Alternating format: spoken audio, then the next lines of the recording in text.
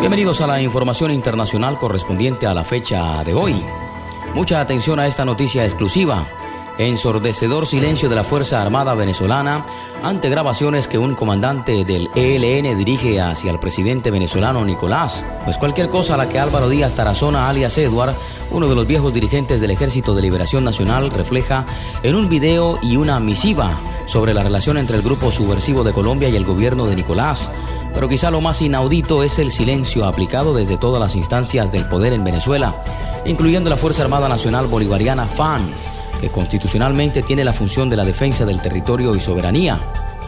Las comunicaciones dadas a conocer por el prestigioso diario colombiano El Tiempo datan, según dice el medio, desde hace 16 meses. En el 2019 fue el año de mayor presencia de la guerrilla colombiana en gran parte del territorio venezolano, más allá de las fronteras.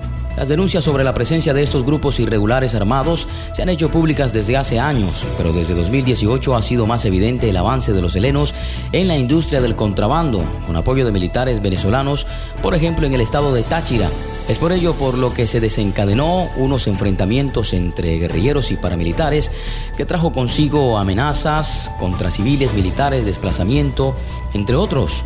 Pero también desde entonces ha sucedido la más brutal arremetida del ELN contra la población civil en el Catatumbo del estado Zulia, de donde fueron desalojados gran cantidad de productores de fincas y los enfrentamientos se hicieron frecuentes.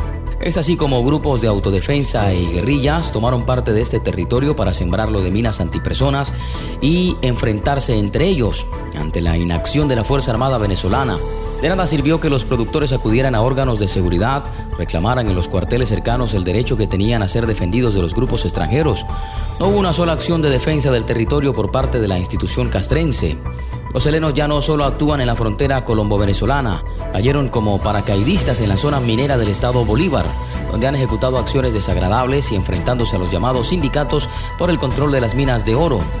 No es solo que la Fuerza Armada ha hecho silencio, como bien dijo el diputado Américo de Gracia en noviembre del año 2019, sino que permite e incluso colabora con militares en esas acciones. El discurso de los jerarcas de la Fuerza Armada tiene siempre como referencia común la independencia, la libertad de Venezuela y no permitir la injerencia de la bota extranjera. Solo es discurso, nunca como antes ha estado tan comprometida la soberanía y el territorio. No solo es la presencia de rusos con uniforme de la FAN, cubanos en el Comando Estratégico Operacional CEOFAN, que es la Dirección de Contrainteligencia Militar DGCIM, sino de extranjeros y guerrilleros en áreas sensibles. Soy delegado para hablar con el gobierno venezolano, el cual vengo en este momento a pedir una entrevista con unos compañeros del Comando Central Antonio García y un compañero del Frente Oriental del Mando Militar Lenin, que maneja todo lo militar de toda la frontera desde el Amazonas hasta la Guajira. Ellos quieren venir a plantearle al gobierno venezolano sobre la seguridad, sobre los filtros que tiene el gobierno venezolano. Hay unas grabaciones de altos mandos que hablan que ellos están esperando que el gobierno se caiga para dar la vuelta a todo este gobierno. Finaliza el video de alias Edward. Es por eso que el profesor Javier Tarazona, presidente de Fundaredes, una ONG que se ha encargado de estudiar el tema fronterizo, dice que alias Edward, miembro del Comando Central COSE del Ejército de Liberación Nacional, que funciona en territorio venezolano y quien representa al Frente Oriental, expresa en el audiovisual una lealtad jurada al presidente Nicolás. Manifiesta que puede contar el gobierno venezolano con el ELN. Pide a Nicolás confianza en las tropas como una fuerza militar que se tienen en apoyo a la revolución.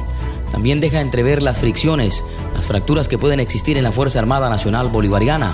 Para Fundaredes quedó demostrado no solo la ratificación de la presencia de COSE en territorio venezolano, de Lenin y de Pablito, sino de la gran alianza entre guerrillas colombianas en territorio nacional para la protección de Nicolás y la protección sobre estos grupos irregulares. Asegura Tarazona que cuando habla de la fuerza militar se está refiriendo a los distintos frentes guerrilleros que tienen en territorio venezolano.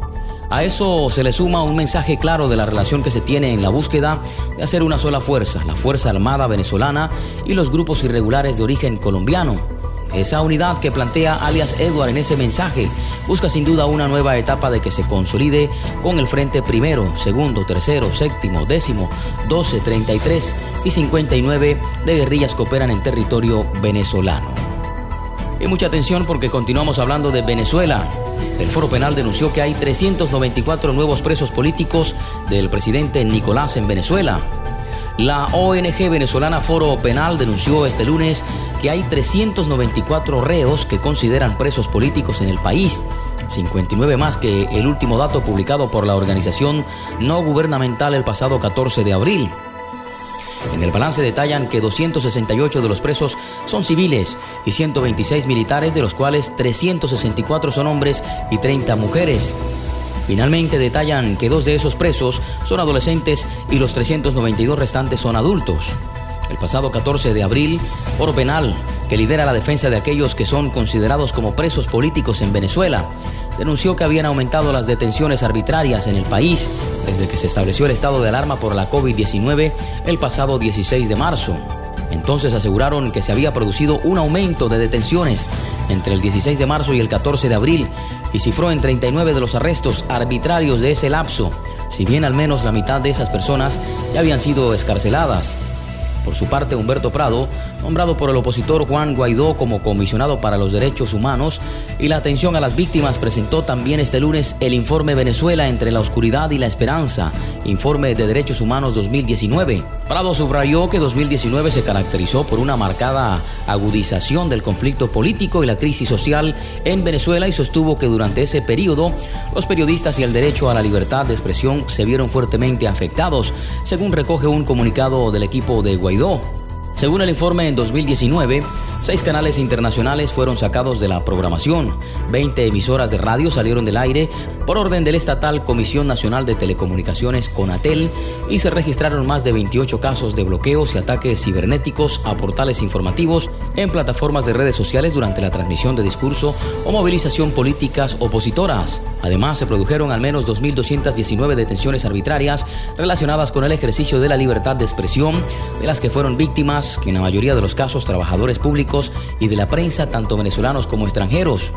Acerca de la actuación de las fuerzas de Asociación Especiales FAES, de la policía aseguró que entre enero y mayo de este año 1.550 personas han perdido la vida a manos de estos, bajo el calificativo de resistencia a la autoridad.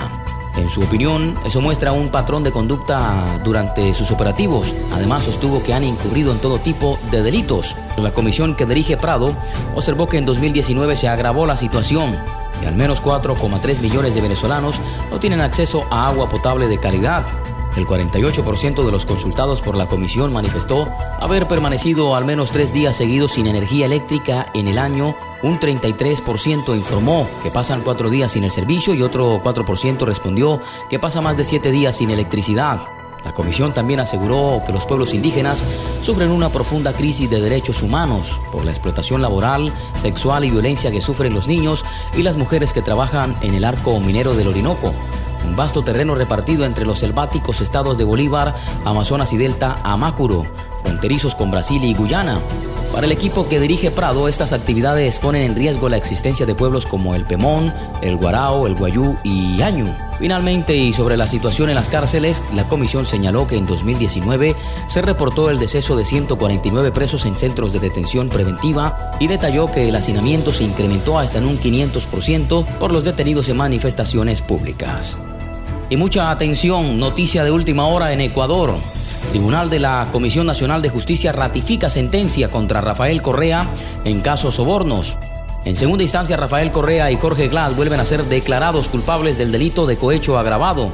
Los jueces David Hacho, ponente, Dilsa Muñoz y Wilman Terán de la Corte Nacional les negaron a ambos la apelación interpuesta y les ratificaron la sentencia de 8 años de cárcel por ser autores mediáticos por instigación del delito de cohecho pasivo propio agravado, que habría ocurrido entre los años 2012 y 2016. Además, la parte proporcional que Correa y Glass deberán pagar dentro de la reparación integral de la causa será de $778.224 y solo perderán los derechos de participación por el tiempo de su condena, es decir, 8 años y ya no por los 25 que ordenaron en primera instancia el 7 de abril pasado Iván León Marco Rodríguez e Iván Saquicela. El Tribunal de Apelación instalaba la diligencia no sin antes observar la mala fe procesal de uno de los abogados de Rafael Correa para intentar dilatar la audiencia.